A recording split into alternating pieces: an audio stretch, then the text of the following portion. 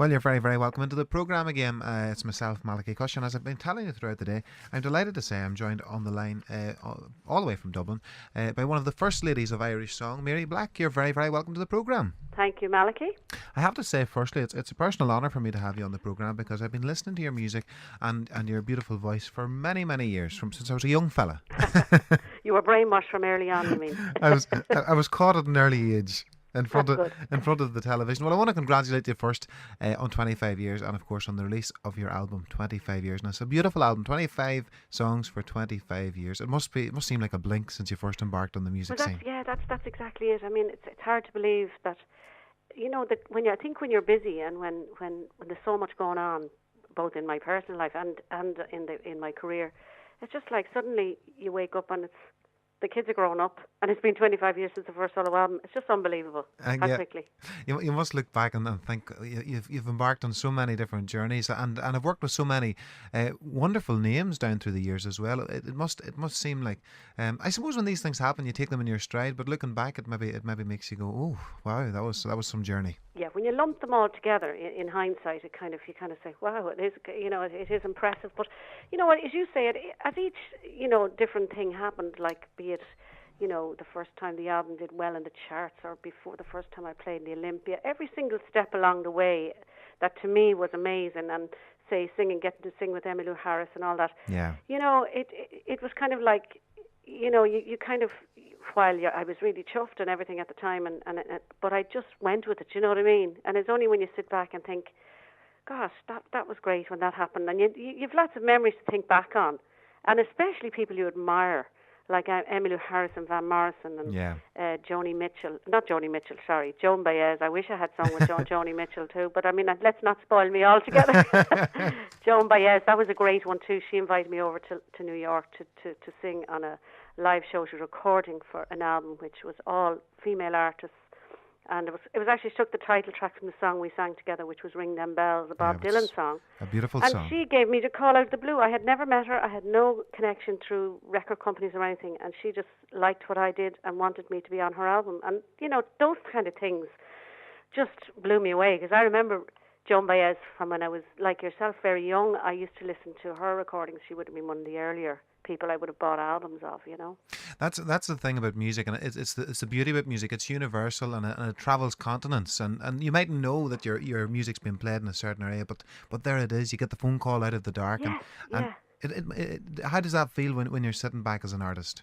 Well, it's a lovely feeling, I mean, when I started out, I was in it for the love of it, I mean, I just was passionate about music, and while to say that I was or I wasn't ambitious, I don't think I even gave it much thought. All I wanted to do was sing, and just to find places to sing and people to listen to me. That was really the driving force. So for all, different, I mean, even to be playing in big theatres in Ireland to me was huge success. But to actually start playing in America and my albums to be available in America and that kind of thing was amazing. Sorry, my phone is ringing. You're okay. You're okay. That's a sign of a busy lady.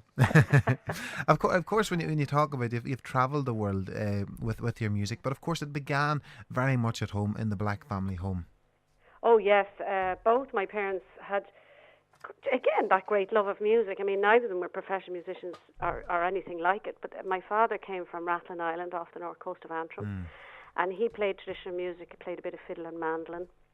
And my mother then, in contrast, came from the heart of Dublin, the city, and loved to sing. Never was happier than when she was singing and in the middle of a good old sing-song and a session. She was like that to the very end, between them, they passed on this great passion for music, which the five of us, luckily, we all have it, My three brothers are musicians, and two of them live in San Francisco, play a lot in around the Bay Area there. And Martin still sings and plays here in Dublin, and Frances, of course, how well she's done. Yes, indeed. Yeah. I can't help but mention back to a number of years ago. I couldn't tell you how many years ago, but it was a Late Late Show. And it was, I don't know if it was a tribute to the Black family, but I remember your mother being there in the audience, and Gay Byrne went down and gave her, the mic went down to her, and she sang a song. And I remember being so touched by it. And not only her pride, first off, at how well her children had done, but the enjoyment that she gave to use in singing her songs as well. I know.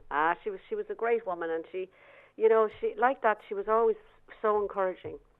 You know, at a time when going into music for me, for example, was kind of, well, it was, you know, it wouldn't have been the most solid of professions, let's say, and she always was behind me. She wouldn't push me, but she'd always say, well, if it's what you really want to do, you have to go after it.